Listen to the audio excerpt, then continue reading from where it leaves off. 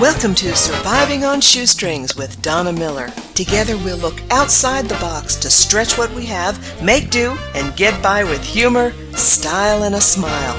And now welcome your hostess, Donna Miller. Welcome to a new episode of Surviving on Shoestrings. I'm your hostess, Donna Miller. Thank you so much for tuning in with me again today. Just like every single episode, bent on helping you stretch what you have, helping you find freebies and find great deals, helping you become as self-sufficient as possible. That's in the mix, so that you don't rely on a system that either could break down or cost you a lot more money than it should. Today's show is no different. A little bit odd because it seems like I'm starting this conversation way early. I know. You see the title. You know what we're talking about today. Thanksgiving. Yeah, I know. Thanksgiving is really, what, 1, 2, 3, 4, 5 weeks away? It's really late this year. I think it's the 27th. So it's 5 weeks away from the time this show airs in the morning. So why on earth am I talking about it before the end of October? Well, there are a lot of reasons. And I'm going to break it down for you now so that you can start kind of thinking about it so that Thanksgiving doesn't become that giant budget buster that it can. It just can be overwhelming if you've waited until the Monday before Thanksgiving or even the week before Thanksgiving, and it can just completely bust your regular budget. And I'll tell you why. So, first and foremost, why are we talking about it so early? Here's why. I'll give you a little background story. Shortly after our first child was born, we were, of course, college students and kind of scraping by, as usual. I don't know if I've told you this before, we've been very wealthy and very poor. So this was during some of our very poor phases. We had lived in the car, kind of good stuff, kind of some great things building up. I married just the most amazing man. It's been a roller coaster ride, and I knew when I married him I'd never be bored, and that's the truth. So this was one of our lean seasons, and I can remember our grocery bill for when it was just the two of us before our son came along was about $25 a week. Now, we ate pretty good, and yes, that was years ago, but when our son came, of course, there was all of the extra expense of a child. We did do disposable diapers. I hadn't gone to cloth diapers for that yet. But what we found was, and they've brought these things back recently, so look around your area to see if they're back. And that is tickets or points, or you rack up certain things on your grocery store. It's basically your tape, your receipt. X number of shopping trips during a period of time. Usually it starts the first part of October, and you have to redeem them about a week before Christmas at the latest. That's the usual, but look at each of your stores, and you may have more than one store in your area that's doing this, so that's even a bonus. I'll tell you why in a minute. And see if they are having a points or a ticket or a win a free turkey or get a voucher for a turkey, or even maybe a whole deli meal, something along those lines. If you spend X number of dollars per X number of trips in their grocer. That is actually how we had our entire, I think all but maybe green beans. The green beans, I think, may have been the only thing I had to actually buy. Everything else came in the container because I did spend the $25 every week at the same store for a 6-week period of time. Now, that was their minimum. I think we might have spent closer to $35 because we had a child at that time, a baby. And so we met the minimum at that one store and ended up with a free Thanksgiving dinner. It was awesome. Now, I know inflation, fast forward, we're looking at a big difference in prices. You might only be looking at a free turkey, but that's a pretty big chunk out of your Thanksgiving budget. So look for the stores that do that during this time. You might be a little bit late now, but maybe you can get something for Christmas and stick it in the freezer.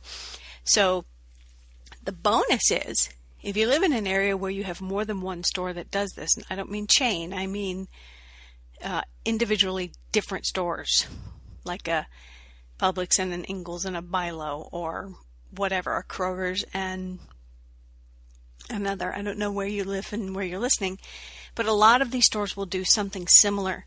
What you can do, break up your grocery bill for the week and shop the minimum from each store each week. Now, buy, of course, your sales that are at those stores, but rack up to their minimum that will get you the points for that free, I'm going to say turkey, because I think that's mostly what it is. I think it's mostly usually a turkey.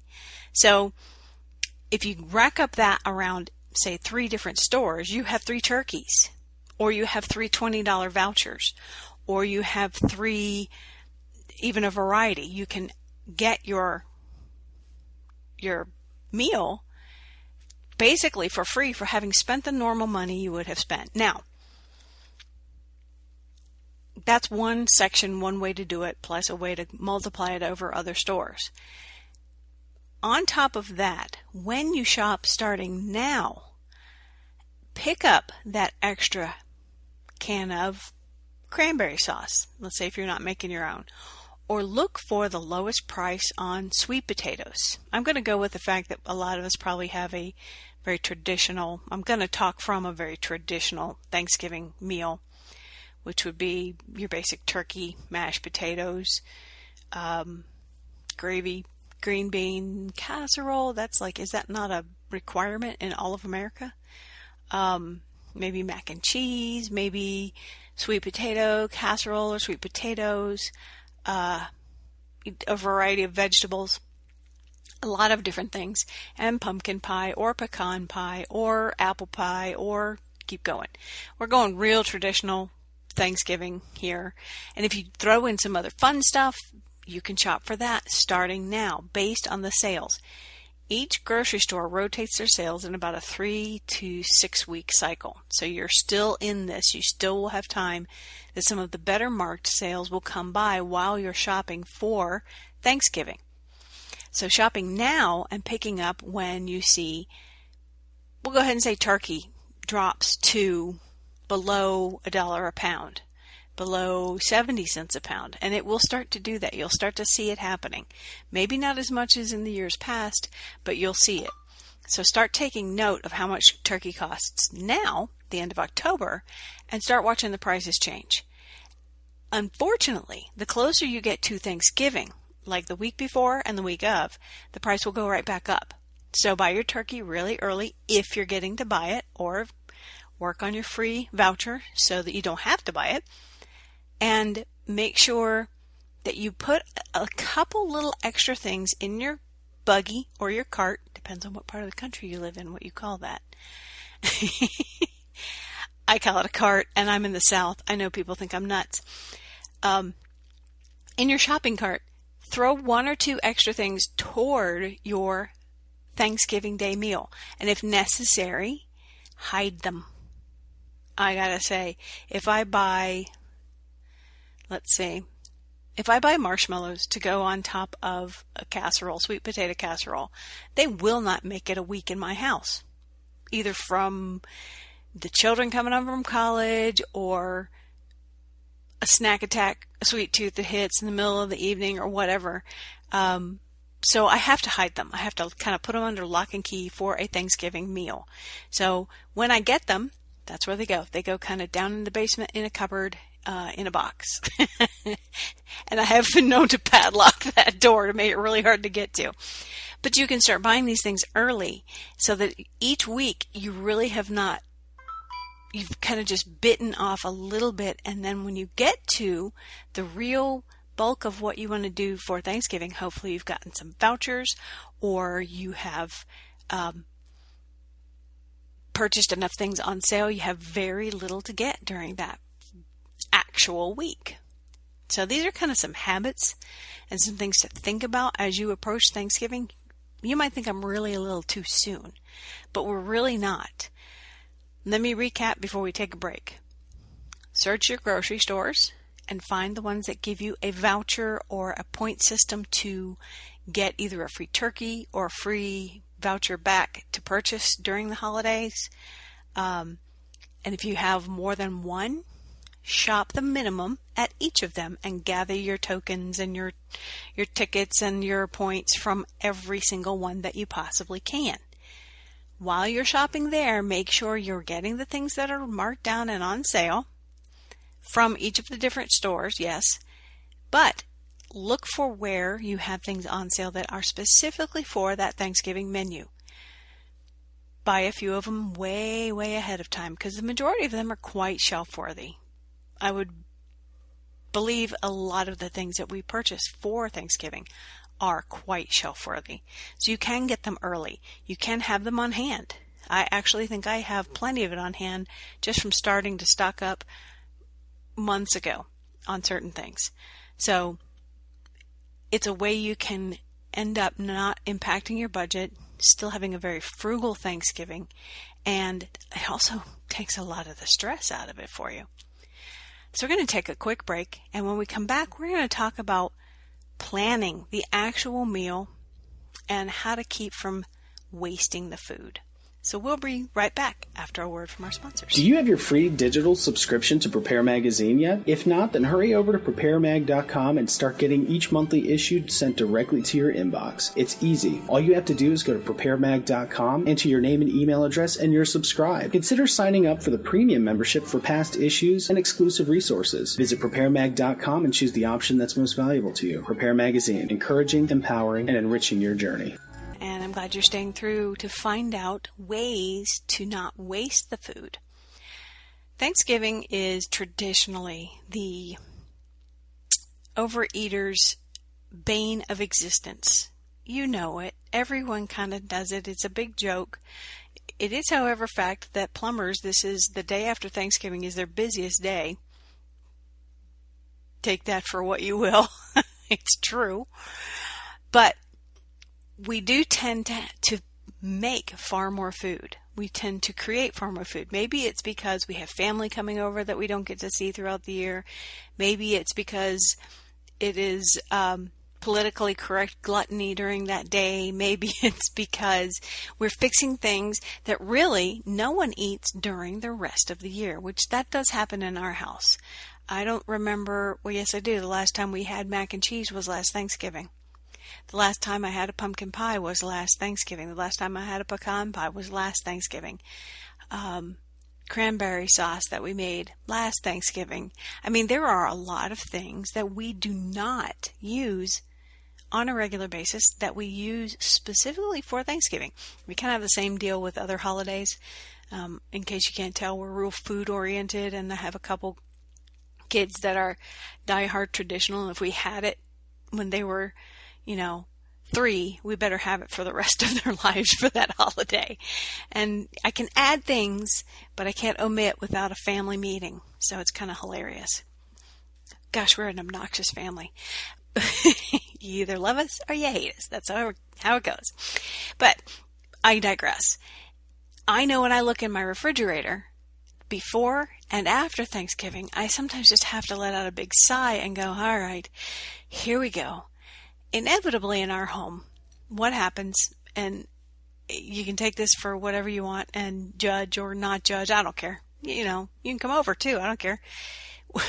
We traditionally have all the girls pile into the kitchen, make a huge mess, and talk and have fun. And we cook literally all day. Sometimes start the day before, but we always cook all day. We take our time, we taste things, we share stuff, we laugh. Pretty much by the time Thanksgiving dinner is done, none of the women are hungry. We're just not. We've been in there either tasting or testing or playing with food all day, to the point that food is the last thing we want to even touch. We've smelled it all day. We've snacked. It's also a great time when I'm with my daughters to talk about boys. I don't know why, because the boys are right across playing video games or watching football or a combination of back and forth. So that's kind of what happens in our house. It's a fun time in the kitchen. If you don't get your kids in the kitchen and let them get their hands dirty with you, I would like to encourage you right now. Thanksgiving is one of the best memories we have. And Christmas. Because we do spend a lot of time in the kitchen at that point. Now, even as they're all grown and gone and have left the nest, this is what they look forward to. The meal? Meh, yeah, sure, it's great. But the girls look forward to coming home and being in the kitchen. I might get choked up because I have adult children now. And my son looks forward to plopping on the couch with his daddy and laughing and screaming while they play video games and just making another memory, very similar to the one last year. It's just it's a great mark to say another year's passed and we're all together, and we're all thankful that we're all able to be together. So I end up with an exorbitant amount of leftover food. All that to tell you, it seems like I should have spent a lot by how much food is left over, but I really didn't. It just seems like there's so much left over. And basically, what we've always done is plan the leftovers to turn into something else. I don't think I need to tell everybody that turkey sandwiches the next day after Thanksgiving are probably some of the best you'll ever have. So we do usually cook an extra turkey breast, usually in the sun oven, because there's not enough room in the oven for an extra turkey breast, just to make sure we have leftover turkey for the next day's sandwiches. And that's because usually it's a free one. It's a freebie, or it was one I got at just a few cents a pound. So it might as well be used up and enjoy it for a traditional cold turkey sandwich the next day. But then there are some other oddities. If the cranberry sauce just didn't get used up, it's not like it's going to last forever. It doesn't freeze too great. Sometimes it can if you made it yourself and it's fresh cranberries. But if it's not, it doesn't freeze too great. It kind of crystals up and turns liquidy later. One idea is you can turn them into cranberry muffins. I have a video due out on my YouTube channel, which is The Wheat Guy, THEWHEAT, GUY, The Wheat Guy, that's me. On how to use that. Same thing with sweet potato casserole. Yes, you can use the whole lump of casserole left over to make muffins, to make breads, donuts, different things. And I have another video coming out for that too. But then as we get into the pantry, the fridge, and see all those leftovers, what do you do with the stuff that you really can't turn into something else? Well, we purchased, for lack of a better word, they're just kind of like compartmentalized picnic plates. And we will make a serving, almost like a TV dinner, and cover it with aluminum foil. It's like a metal compartmentalized TV dinner tray, basically. Cover it with aluminum foil, and then nice and tight, pop them in the freezer, and there you have an entire meal. It can consist of your creamed corn, your mac and cheese, your green beans, your mashed potatoes and gravy, a slice or two of turkey, some dressing. Anything that can heat up can go in there. And it's frozen, but what that means is you just take it and put it in a hot oven, and you're good to go. Cook it just like you would a TV dinner. You made it for probably a fraction of the cost. Guarantee it had better ingredients than what you would get in a TV dinner. And you've been able to kind of custom make them based on everybody's favorite from Thanksgiving. So that's a way to tackle some of those leftovers that you can't really turn into something else. They are what they are, and you need to use them up as they are. And it also frees up the space in your refrigerator, because that can be one really daunting task when it comes to purchasing all the extra or additional or different foods for Thanksgiving. This is my closing thought. A lot of people I've talked to actually have a second refrigerarer. Now, if you are blessed to have that, that's awesome. I'm really proud of you. I wish that I actually did, because it would make things a lot easier. But I have yet to ever have that happen, to have a second fridge. So we do plan ice buckets, large ice chests for things like things that are not going to go bad if they get above 42 degrees Fahrenheit. And we plunk them down in there, put them down in the ice chest, and it will work just as great to kind of expand the room in the fridge. You can usually just make enough ice to throw in, use some ice packs, buy ice. It's relatively cheap if necessary. Don't worry about getting certain things cold until the day of. Put it in an ice chest instead of actually keeping it in the fridge the entire time. So that's a way to kind of stretch the inside of your refrigerator a little bit. Pull things that are done and put them out, in the ice chest.